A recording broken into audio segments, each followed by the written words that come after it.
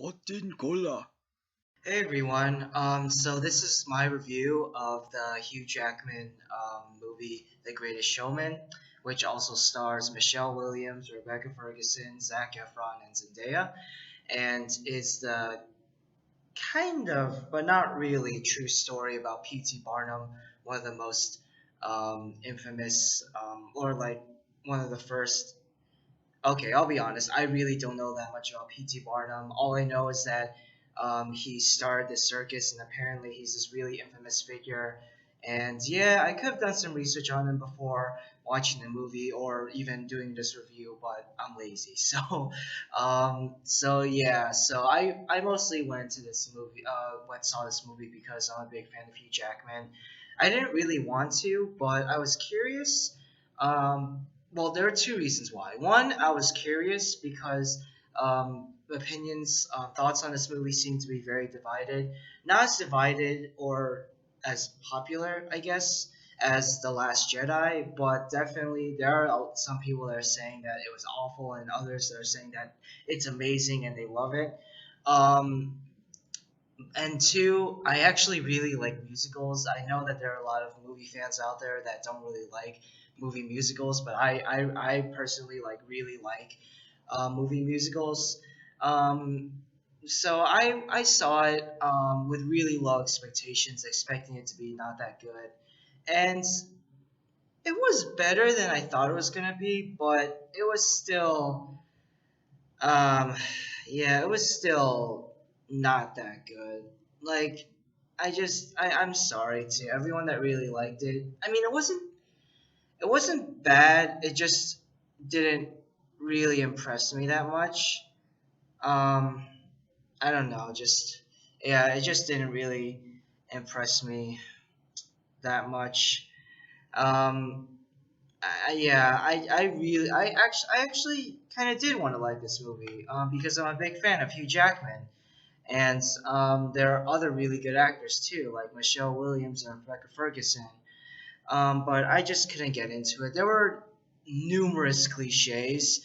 Um, Also, really quickly, if you're going to this movie expecting it to be like an authentic biopic, it's not. The filmmakers clearly did not care about trying to make this a true story at all. I'm not saying that they made this film carelessly because there actually is a lot of effort and thought and care put into this movie, but it is clear that they're aiming more for an upbeat, um, emotional musical rather than an authentic true story. Because this film, as far as I know, is not historically accurate at all. Um, let's talk about the good about this movie first. One, Hugh Jackman. Actually, like most of the actors, Hugh Jackman, Michelle Williams, Rebecca Ferguson, they're all great. They all do a really good job with their performances. You can tell that they are really trying their best and that they really care about this project. The directing, while not phenomenal, the director is still Michael Gracey. You can tell that he's putting his all into this movie. Like he's able to direct this film well. Like I can tell just by the composition of the shots and just how the musical uh, number sequences are shots, and he does build a good sense of atmosphere. He's able to like build a good sense of atmosphere. I don't know how else to say that. But what else was the music? The music, the soundtrack to this movie was great. One of the songs, "This Is Me," was won the Golden Globe and the Grammy, I think, and it was nominated for an Oscar. And yeah, it deserves the recognition because it's a really good song. It's fun fact. It's all the songs in this movie are written by Benji Pasek and Justin Paul, who also wrote the music to La La Land along with Justin Hurwitz. And the song "This Is Me" is performed by Kasha Seidel, I think. I don't know exactly what her name is, but she plays the bearded lady, and she was really good. Her performance and voice. The visuals, the costumes, the production design, they're all great. They're all really, really good. And there are a few moments in this scenes in this movie that like I thought were really good. Like there's a scene where P.T. Barnum, played by Hugh Jackman, he just got fired and he goes home to his family, and it's this scene on this rooftop, and they're surrounded by all these white sheets that are being dried off. And he tells his two daughters that he has a gift for them, this wishing machine.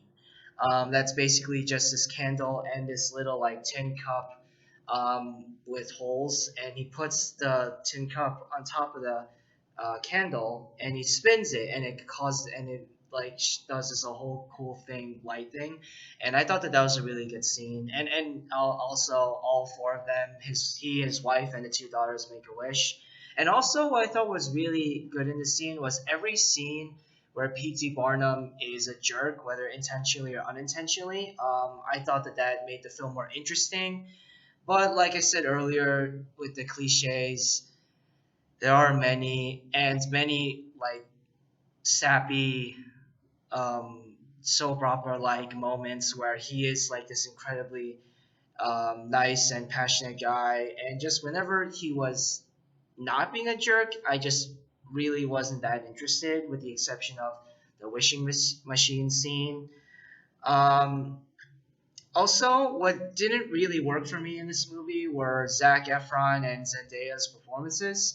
Both of them are really trying, both with the musical sequences and their performances. You can tell that they are also giving it their all. Like Zac Efron, unlike most of his films, he isn't half-assing it. He's actually really trying.